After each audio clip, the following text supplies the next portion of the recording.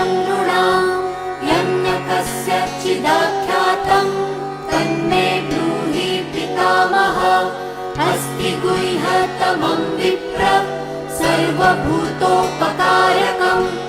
देव्यास्तु कवचं पुण्यं तच्छृणुष्व महामुने।